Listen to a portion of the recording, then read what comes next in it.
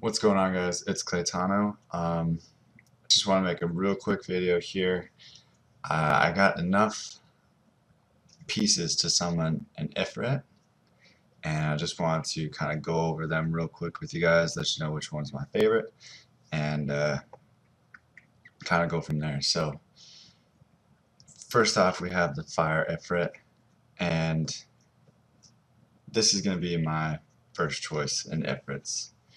He has this sweet passive skill that increases the damage inflicted on enemies with harmful effects by 20%, and he also makes them oblivious, which means all their passive skills don't work at all. So this actually counters the annoying Veromos in arena defenses. So this is definitely the one that I want to summon here. I want to get Tesarion. He's my first choice. Now, my second choice would definitely be the water one. Crit leader skill, crit rate by allies for 24%. You know, it's not bad, but I already have Juno for that. His next skill gives element attribute to whatever enemy he attacks. That's definitely a good skill to have. So that way you don't need to worry about, matching water with fire. You can go up against a wind person and still have element advantage. So that's why he's my second person that I would want. Attacks enemy 3 times with magic and weakens the defense for 2 turns with a 30% chance for each attack. You know, anytime you crush the armor, it's so valuable to have defense breakers on your team, because with the defense, arena defenses, that's what you're going to need for your main offenses, is that defense break to do any kind of damage and have enough sustain to sustain against the arcane towers. Meg Smash is the same for all of them, and I didn't go through the Fire Ifrit's second skill. Same thing, triple crush, attacks the enemy 3 times with magic and weakens the defense for 2 turns with a 30% chance for each attack. Again, I love that. Anytime you have defense break, it's valuable. And as far as Mega Smash goes, it attacks basically and has a 50% chance to put continuous damage on the opponent. So definitely a good one there. Now my third favorite that I would want, this is the last because I had 3 tiers. I had fire as my first choice, water as second choice. Wind is going to be my third choice for me to get out of this here. The reason why, there's not much to this monster. He's basically just an attack monster. He has a lot of base health though, which makes it pretty valuable, since any attack monster with a lot of health is pretty scary to deal with. And one of them is actually Camilla. Camilla's very, very tanky, has great attack, that's why she's so good, plus her sustain. Anyway, she's on a whole different level.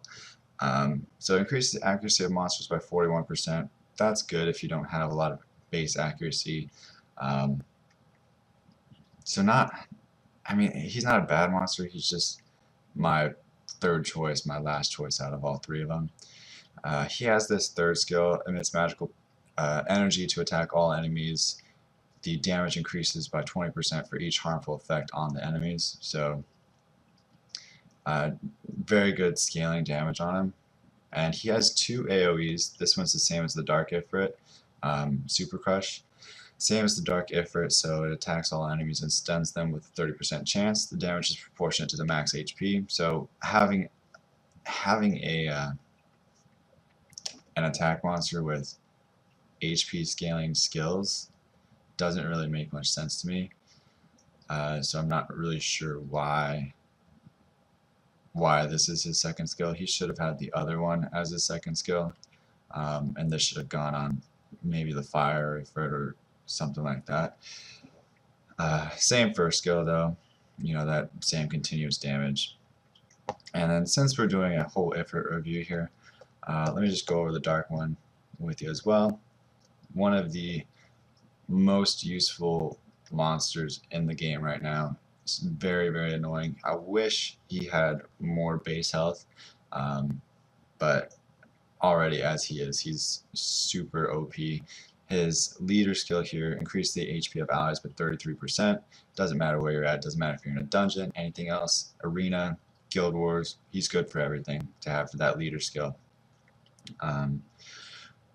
Now his passive is just amazing. It removes any harmful effects on allies every single turn, and recovers HP by 15% if you succeed in removing a harmful effect. There's never a time when you don't succeed in removing a harmful effect, but the heal is only for himself when he removes something on him. But definitely good to use on offense too for arenas, because if they have, say, a Darian or a Bella, they're going to attack your dark monster, and if they're looking to armor break you with that, with a what the fuck is his name, Darian or Bella, he's just going to heal it back up and get rid of that armor break. So that's why I use him in my main arena offense right now. So if you have the monsters to fuse him, he is the best fusion monster and the best Ifrit right now. Super annoying guy to have on your AD or your AO. His second skill, Super Crush, comes in handy so much. You know, you're looking for just a key stun. He doesn't even have to have Despair to be useful as a stunner, because this for some reason happens to hit way more than 30% of the time. That's kind of how I feel about violent runes as well. Seems like they proc way more than 22% of the time. And yeah, we already went over the first skill with you as well, so just having him on your squad is super valuable. I would rune him violent with Nemesis, because his passive doesn't work on revenge, so you want to have him moving as much as possible. Since his first skill is based on speed, go with speed on 2, and then do HP on 4 and 6, and then have some accuracy substats as well as some speed substats, and of course HP is always good to have as well. I don't really have too many rune recommendations about the other Ifrits. Maybe once I summon one here, I'll have a little bit of more insight on a later video. But I'll post some suggestions in the bottom description below, just as, you know, kind of a guide if you're looking for a base to go off of. So without further ado, let's summon this Ifrit, and there he is. Once my thing catches up, there he is in all of his glory. 100 summoning pieces for my Ifrit, and if you guys didn't know, go to the shop, or not that shop, go to your guild shop, scroll over, and then just buy these. They're 450 pieces, 450 guild points, and you can buy 2 of them every week. So if you get over 800 guild points, you can buy 2 of them every week and get 1 Ifrit every 5 weeks, which is quite a bit of time, quite a lot of farming and guild points and stuff like that.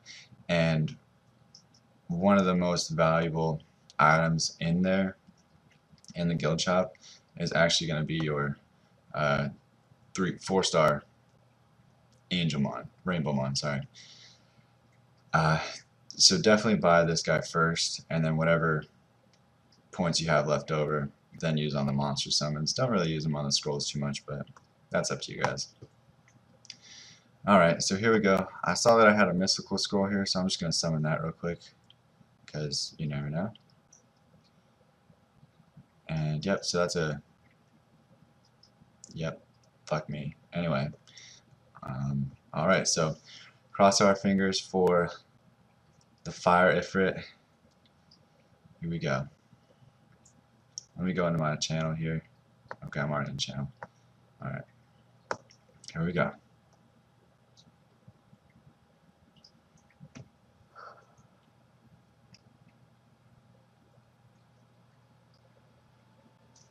Yes! Yes! I didn't get true! Oh my god. I'm so fucking happy. I'm so fucking happy. I'm so fucking happy. Ah, finally. Finally, guys. You have no idea how happy I feel. Oh, sorry. Don't look at my naked body. Finally. Oh. GZ Clay. GZ. Alright. So, I will definitely be posting another video with rune recommendations for that fire Ifrit. So happy. You guys have no idea. So glad I got the fire one and not the other troll one. So, fucking calm to us didn't troll me for one fucking time in my life. Thanks for watching. I will definitely be posting all the rune recommendations again, and you guys enjoy the rest of your day.